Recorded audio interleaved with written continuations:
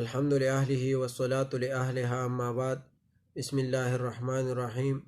یو ملګری تپوس کړی دی چې آیا په رمضان کې زنانه چې دی د روژه ماتي نه مخکې سالن څکلی شي او که نه، په حالات د روژې کې زنانه سالن څکلی شي او که نه؟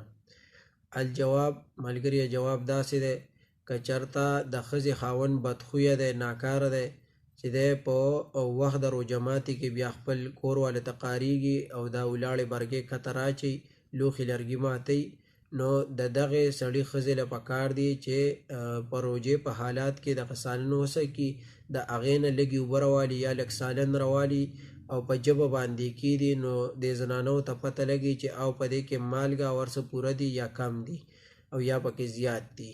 نو د هغې پته زنانو ته لګي، نو په دغې حالات کې دغې زنانه له د دغې څکل یعنې په ژبه باندې کېښودل جایز دي.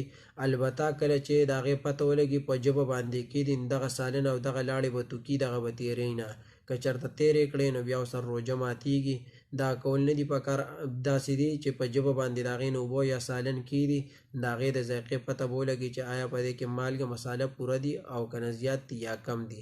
نو دغه طریقه د څکلو ټیک ده او د هغې هغه لاړې او هغه سالن به واپس توکي، تېرې به یې نه. والله اعلم.